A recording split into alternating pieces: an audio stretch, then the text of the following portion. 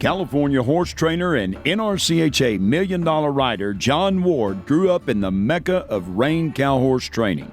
Riding under the watchful eye of his father, Hall of Fame rider and multiple snaffle bit futurity champion Greg Ward, along with fellow cow horse legends. Well, I was born into it. My dad is Greg Ward, and he was one of the first members put into the NRCHA Hall of Fame. The first I can remember of it is Dad holding me while he's sitting on Phil and Nick. And from then, we've been to the shows as kids. We showed in the youth. It was a blast.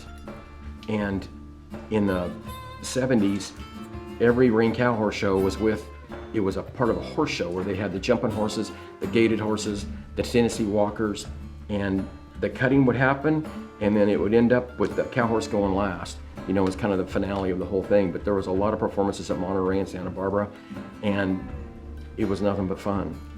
Growing up in the horse industry, John learned the life lessons of competition not only in a saddle, but also with a ball and glove.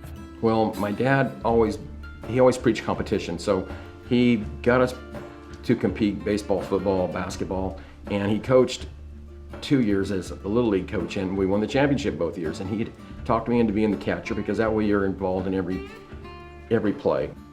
Looking back, it was a great way to learn how to compete. And from that and then into the horses, you know, learning how to get along. Every horse is different, every pitcher's different. You get to relay all of it back and forth. But when coming out of college, I really did want to get into horse stuff. When John did commit to horses, he went all in, mentoring under his father and diving into the cow horse industry. Boy, you kind of have to be a horse lover if you're going to be around them 24/7, and they're going to be such a big part of your life. The first time I get to do it is at the Elko Snaffle Bit Futurity, and Kenny Pugh wins it, and I'm second. And I'm 18 years old, and this 3-year-old, he's a son of Bueno Checks, and Dad's in the finals, and Bobby Ingersoll, I think, is third. And, you know, every night at the bar, I'm with all the people that are in the Hall of Fame, and that's how I grew up. Being surrounded by legendary horsemen from a young age, John gained the wisdom and the understanding of the journey it would take for him to achieve a successful career as a horseman. They say every knockdown is a build-up because you learn from it. And I tell my dad, I'm so sick of learning because you get knocked down, you keep going right back at it. You're trying to win, you're grinding away. You're trying to find a reason that you can get something done. And sometimes you'll win and think what you were doing right before that's what made you win, and it really wasn't. It was other circumstances. And you're gonna lose. But you gotta learn how to take it and come back and keep trying. And when you get down, you gotta do some soul searching, and it's like any sport. If you start to get into a slump, you gotta learn how to slow things down and get back at it slower. If you're having trouble with a horse, I think one of the greatest things is step off, time the fence, walk off, and then come back to it. In the NRCHA, one of the most coveted titles within the industry is the Snaffle Bit Futurity Championship. Winning the Snaffle Bit Futurity is about as big as highs I think a person can have because everybody wants to win the Futurity if you're showing Reined cow horses. In 1994, John Ward won the NRCHA Snaffle Bit Futurity Open Championship aboard Masteroni. The stallion was by the Ward Ranch's legendary sire, Master Remedy.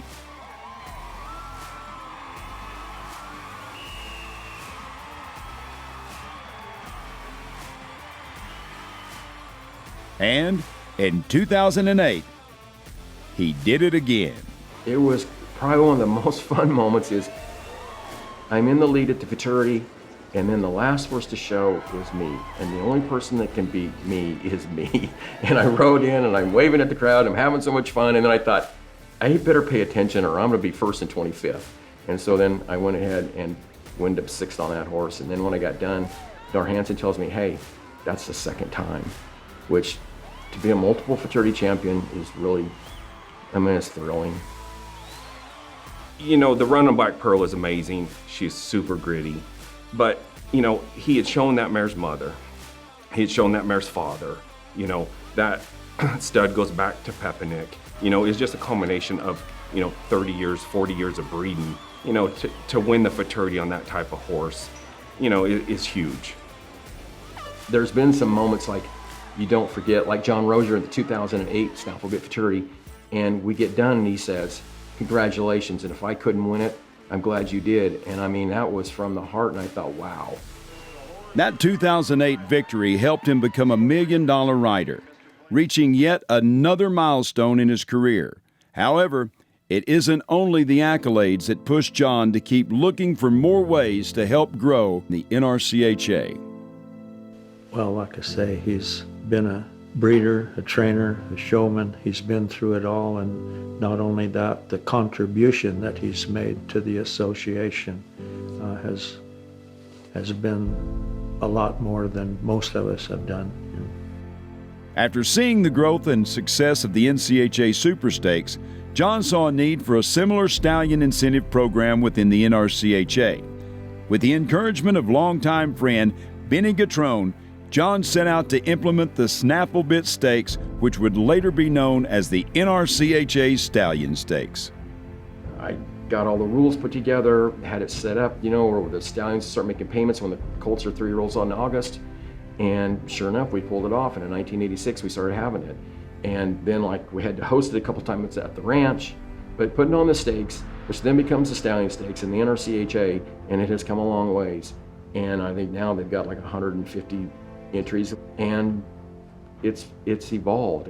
I think that John doesn't really realize what a visionary he was in the horse business, starting off the Stallion Stakes and then them donating the raffle colt every year that had a year's training on it.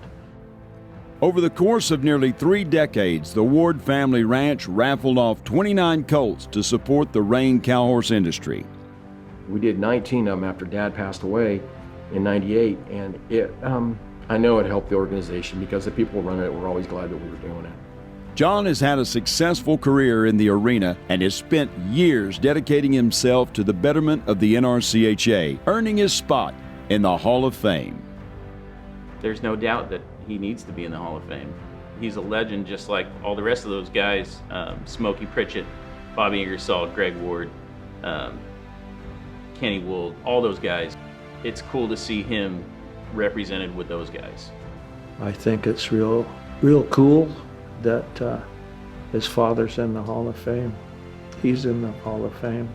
The Rozier family is the same way, and then John Rozier was a Greg Ward protege, not only from his dad, but it's very deserving, like I say.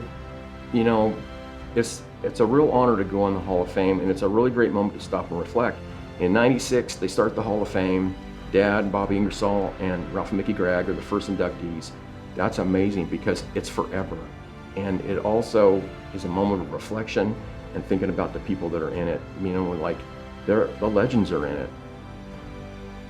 The National Reined Cow Horse Association is proud to welcome John Ward into the Hall of Fame.